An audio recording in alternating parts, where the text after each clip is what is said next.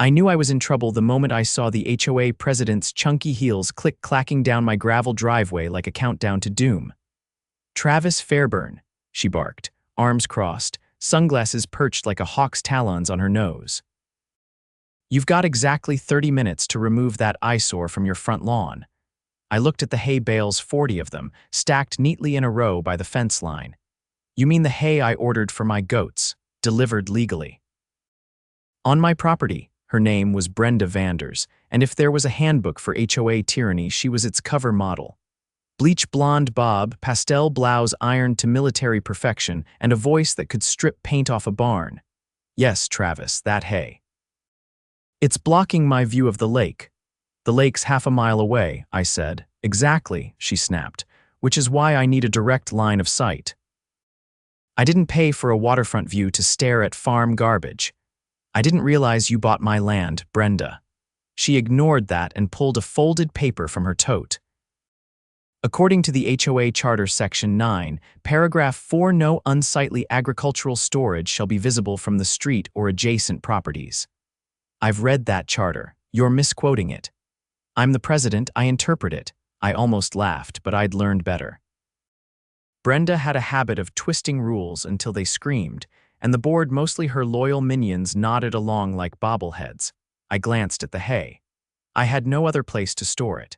I just started my small goat cheese business and needed that feed to get through winter. But Brenda didn't care about livestock or livelihoods. She cared about control. She handed me a formal violation notice printed on HOA letterhead. "You have 48 hours or we start fining you, $200 a day." Then she pivoted and strutted away like she just dropped a mic. I watched her leave, heart pounding. That hay was staying, but if she wanted a view problem, oh, she was about to get one. I'd grown up on a farm, I knew how to stack, and I had a forklift buddy from the county fairgrounds. That night I called in a favor. The next morning, the real fun began. By the time the sun set, I had a hay stack 2 stories high, perfectly balanced, structurally sound, and positioned just so.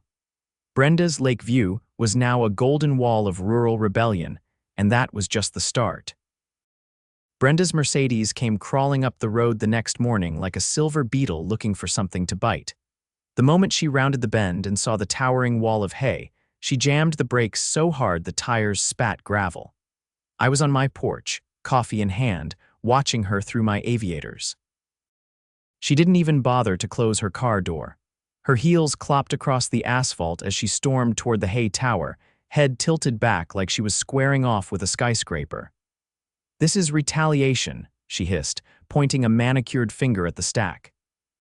"And it's against the spirit of community harmony." I took a sip from my mug. "It's agricultural storage, neatly stacked on private property as per county code. You deliberately constructed it to block my view. That's not illegal. It's hostile." "No," I said. "Hostile is threatening to fine someone $200 a day for feeding their animals." Her jaw clenched so tight I thought she might chip a veneer. "You've escalated this," she said, "and the board will respond accordingly." I leaned against the porch railing. "Will they now?" "Because I checked the county zoning office yesterday.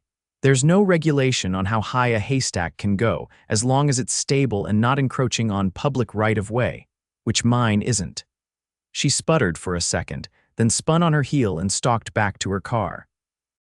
But not before snapping a dozen photos with her phone like she was building a case for The Hague.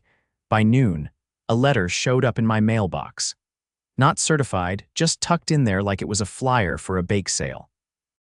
White envelope, HOA letterhead, phrased like a legal document but clearly written by someone with a thesaurus and too much Chardonnay. It accused me of malicious obstruction, visual harassment, and constructive nuisance. Not real legal terms, at least not how she used them. I read it twice, then laughed so hard I nearly dropped it in the chicken coop, but I wasn't laughing when I noticed the line at the bottom. Per board vote, immediate daily fines of $500 are to be assessed until full removal. Now, that crossed a line. HOAs can't issue arbitrary fines without proper hearing procedures, and I hadn't received any notice of a meeting. No agenda. No chance to appear. That's a due process violation under the Davis-Sterling Act, which governs HOAs in this state. I called up my cousin Natalie, a municipal attorney who owed me for helping her move 6 years ago in the rain.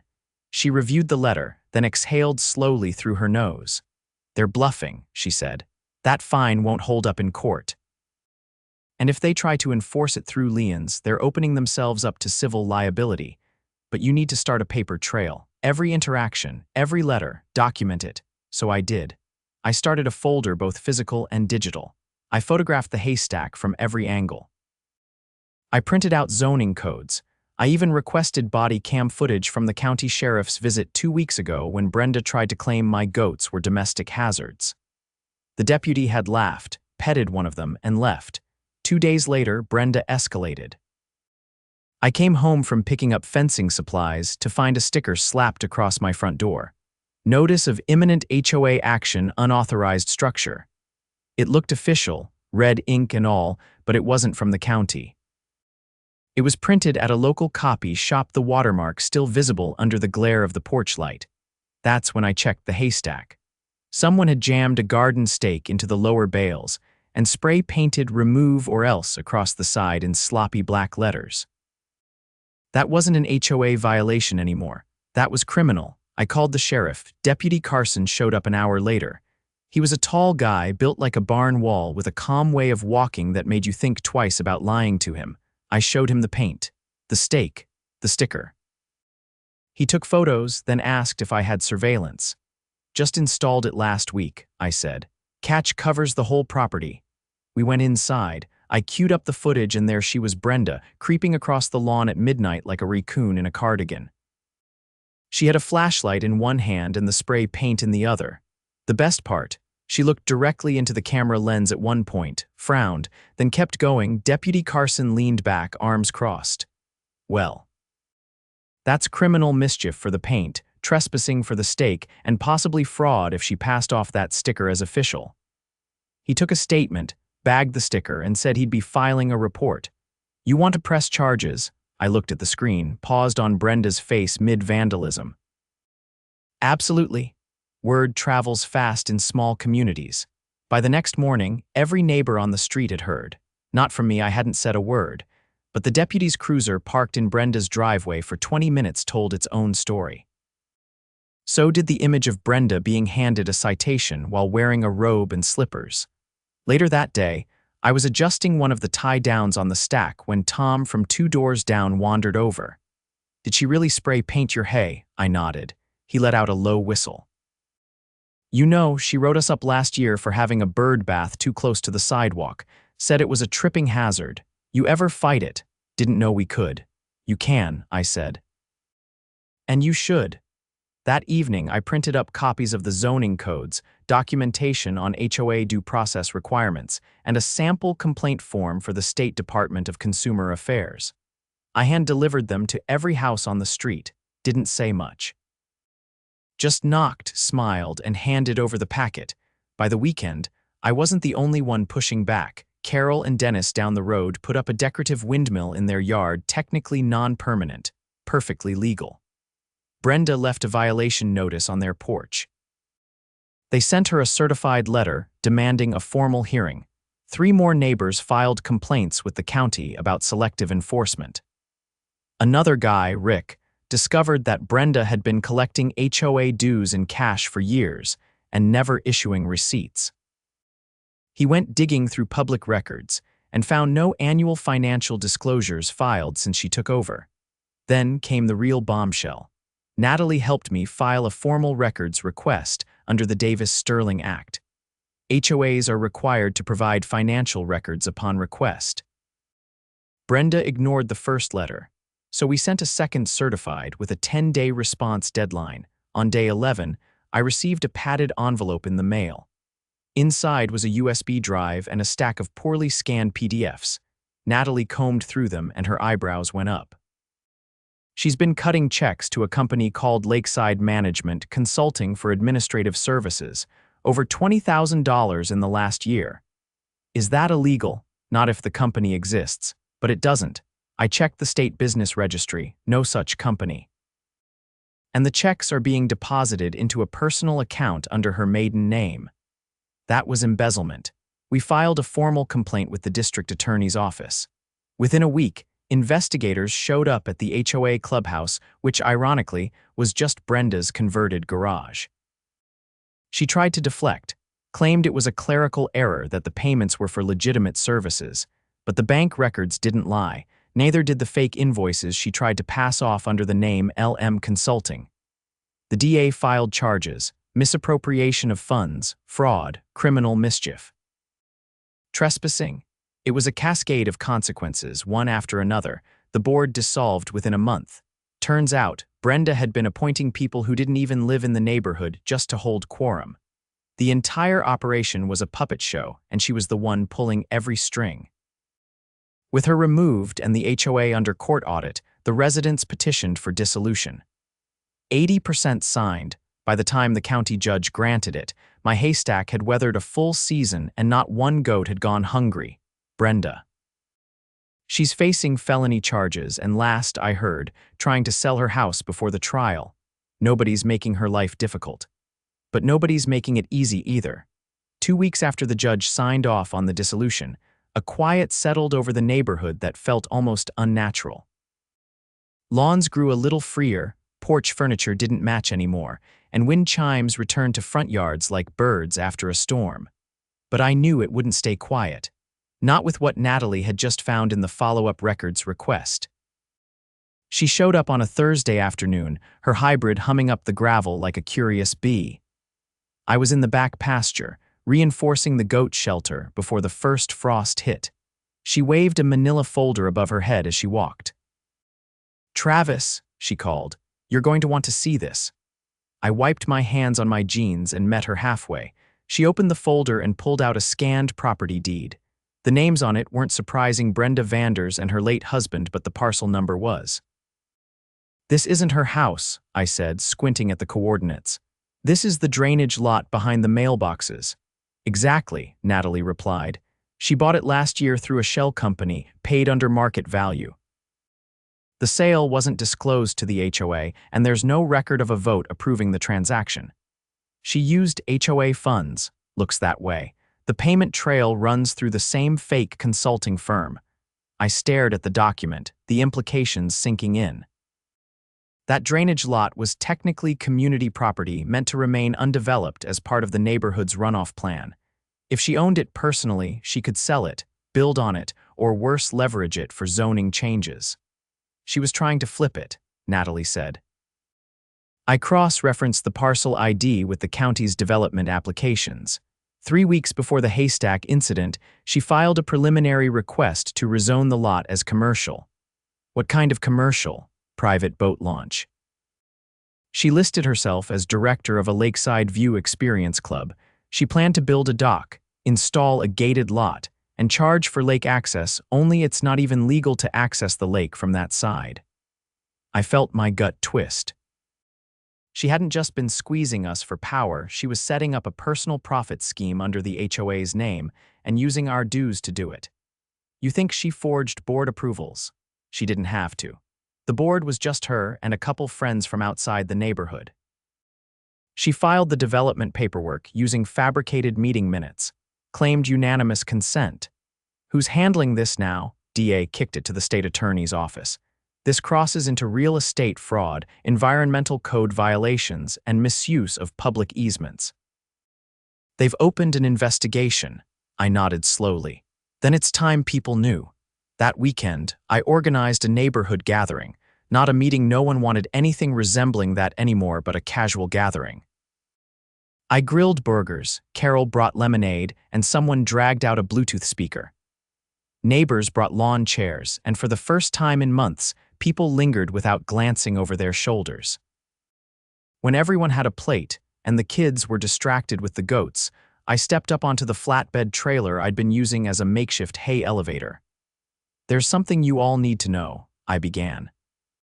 About what Brenda was doing with that drainage lot. I passed around printed copies of the documents Natalie had gathered. As people read, murmurs rose. Rick's face turned red as he flipped through the fake minutes. Carol looked physically ill. Dennis swore under his breath. "She was going to build a private dock," I explained, "funded by our dues, On land she secretly bought using a company that doesn't exist. She planned to charge for lake access, something the county doesn't even allow from that side. Tom raised a hand. Is she being charged? States on it, I said. But we need to make sure it sticks. Anyone who got a violation, a fake fine, or paid in cash, write it down. Natalie's compiling affidavits. People started talking at once, sharing stories. One woman revealed she'd given Brenda a check for an emergency sidewalk repair that never happened. A retired vet said he'd been threatened with foreclosure over a fence height discrepancy that turned out to be entirely legal. Another neighbor admitted she'd been too intimidated to speak up when Brenda accused her of running an illegal daycare because her grandkids visited on weekends. By sundown, we had over 24 documented complaints.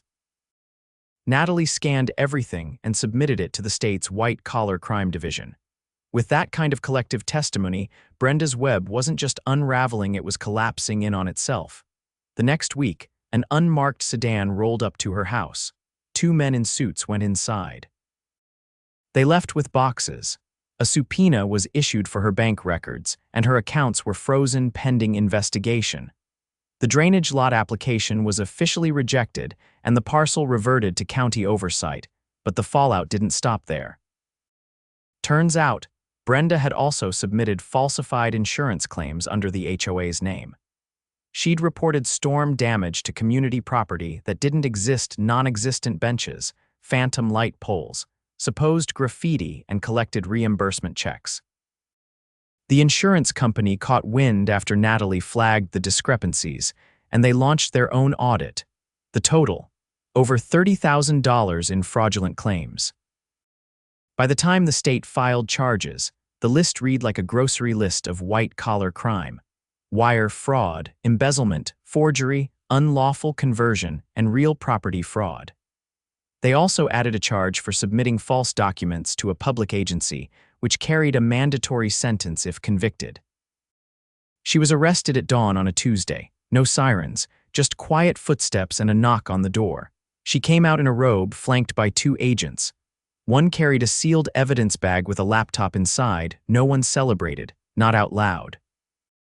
But I noticed the little things. Someone moved a lawn gnome to the edge of their porch, clearly visible from the street.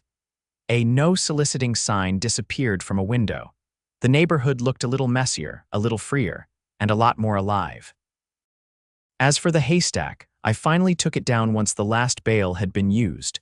The goats were happy, the barn was stocked, and I no longer needed it as a monument to resistance, but I left 1 bale in the front yard.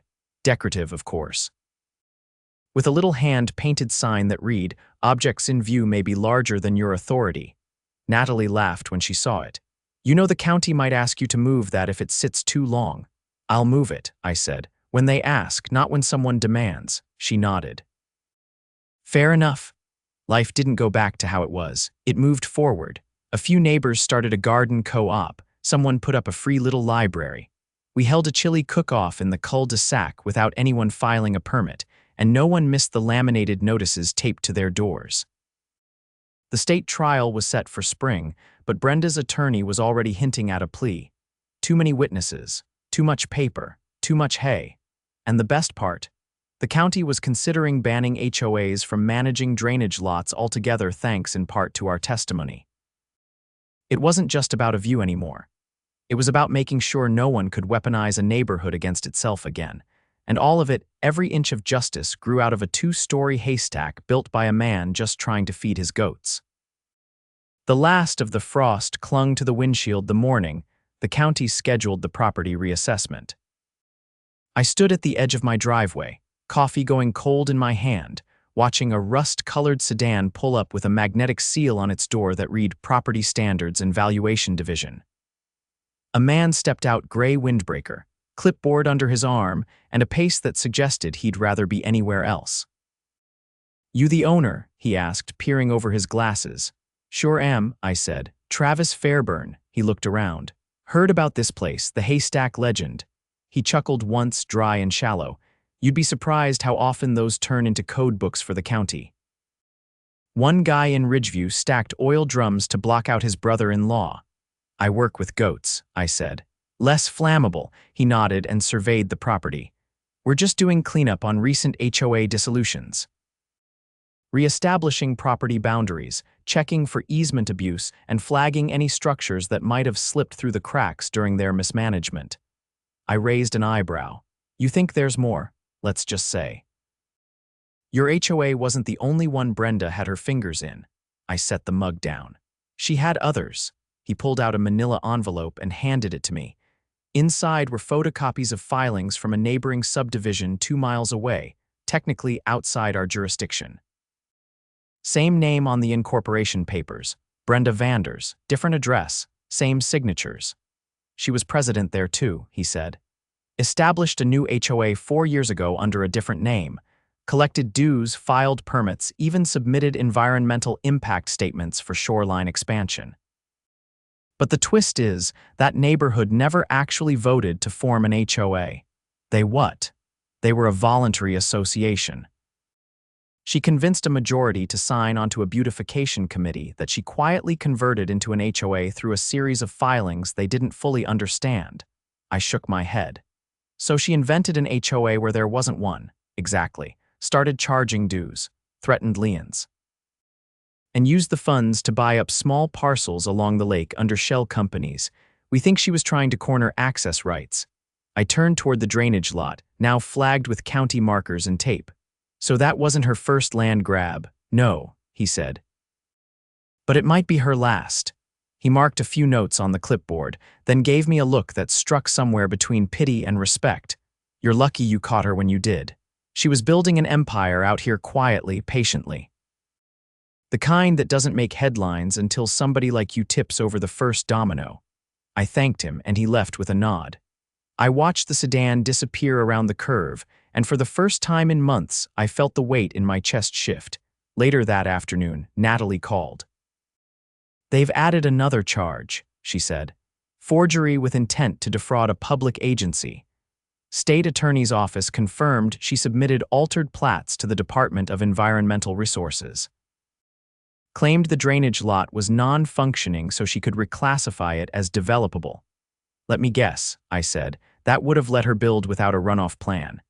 Exactly. She skipped the mandatory soil survey too, and the stormwater consultant she claimed to use doesn't exist. The listed phone number routes to a disconnected line. I sat down on the porch steps. That's not just fraud, that's endangering the whole area. Yup. If she'd broken ground and we got a heavy rain season, that lot would have flooded the lower cul-de-sacs. We're talking property damage, maybe worse. I looked out over the pasture where my goats were nudging each other half-heartedly over a salt lick. They gonna throw the book at her, Natalie paused. They're building a case for grand larceny and environmental endangerment. That's felony territory. Minimum 5 years if convicted. What about restitution? They're already talking asset forfeiture. She'll lose the house, the lots, and possibly her pension. If the judge rules in favor of the civil suit the state's preparing, she might never be allowed to hold a fiduciary role again. Good, I thought. Not because I wanted to see her ruined, but because it was the only way to make sure it didn't happen somewhere else.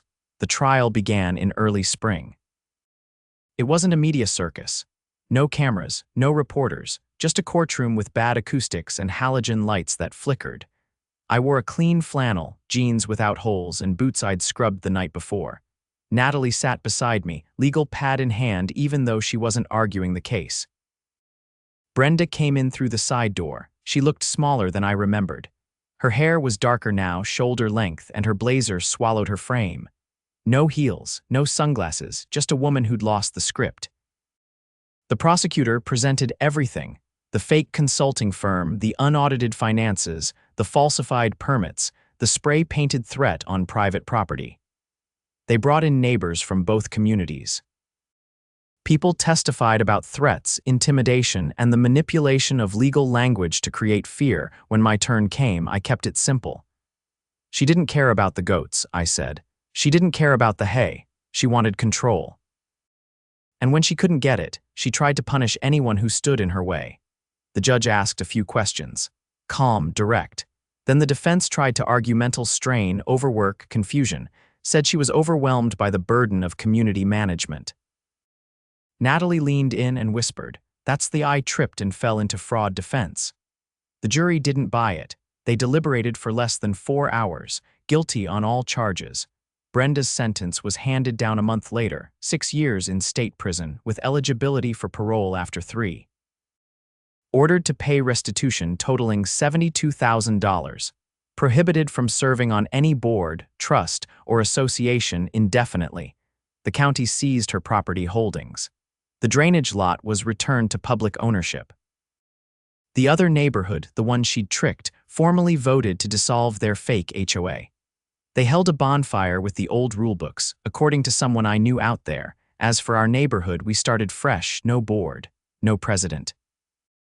Just a road maintenance agreement and a shared Google Calendar for things like plow schedules and barbecue nights. The kind of structure that doesn't attract power-hungry paper tyrants. I planted a row of young cedars where the haystack used to stand, not to block a view, but to mark a line. A reminder that boundaries, once tested, need anchors. Carol got her windmill registered as a local art fixture. Dennis started a tool-sharing shed. Rick installed a community notice board by the mailboxes, just a cork slab under a tin roof, where people post things like babysitter numbers or lost cat flyers. One morning, I walked past it and saw something new. A hand-drawn sketch tacked to the corner. A woman in oversized sunglasses, wielding a clipboard like a sword, being chased by a goat with a helmet. No name, no artist's signature, just a caption underneath, "Beware the View Police." I left it there. Some stories don't need retelling. The grass grows back, the goats keep eating. And the wind, free of red tape and laminated warnings, whistles through the cedars.